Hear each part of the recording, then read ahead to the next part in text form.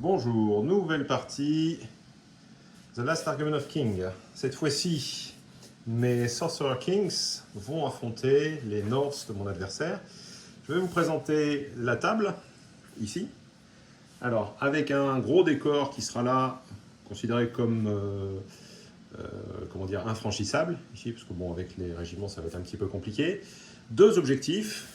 Un objectif, deux points par objectif, plus 1 si on a les deux, donc 5 points maximum.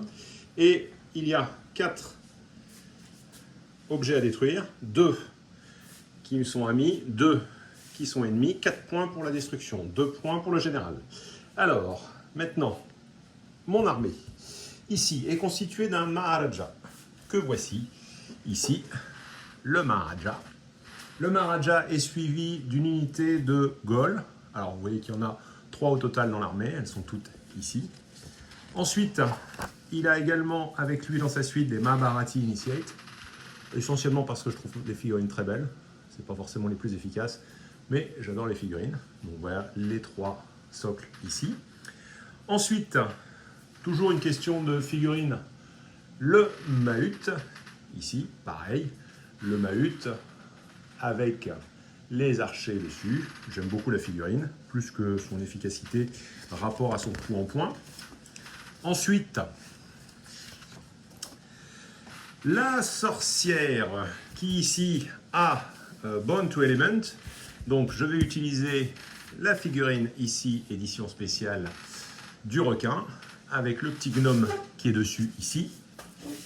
Elle va être dans une unité de Maritsar.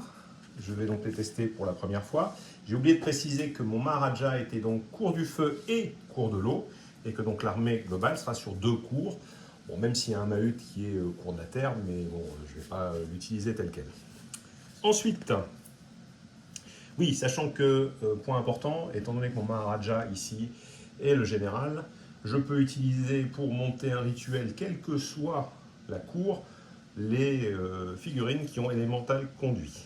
Donc, j'ai plus à me soucier du fait que ce soit la cour du feu ou autre. Donc, j'étais arrivé au Maritsar. Dans le même groupe, il y a également les archères, ici, juste en dessous. On continue avec à nouveau des Gauls. Enfin, un troisième personnage, le Raj, qui est là, avec des Gauls, des Efrit Sword Dancer, et évidemment, alors, il y en a 2, le Rakasha Ravanar, et avec le Maharaja. Le deuxième, c'est le Rakash... Eh bien, je vois que j'ai fait une belle erreur, j'ai mis 2 fois le même. Ah, le tricheur. Voilà, donc ça sera 2 fois des Rakasha Ravanar. Je me suis trompé sur le... comment dire, en cliquant dessus. Bon, c'est pas grave, c'est pas grave. On jouera donc avec 2 Rakasha Ravanar. De toute façon, dans ma liste, c'est tel que c'est. Donc, il n'y aura pas le Bakasura, hein, il n'y aura que les tueurs de grosses bêtes. Voilà. Bon, tant mieux. Mon adversaire, pour une fois, n'a pas choisi une liste à 6 géants. Voilà, on se retrouve un petit peu plus tard pour la liste. C'est parti. Et alors c'est parti pour les Nords. Un chaman en Warlord, dans son petit pack de Raiders.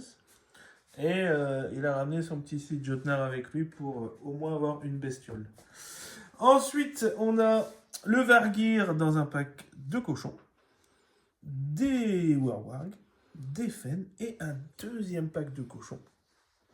Et le Blooded dans ses trolls, des Stalkers, des Ogres, et un deuxième pack de Fen. Donc c'est un peu la ferme des animaux cet après-midi.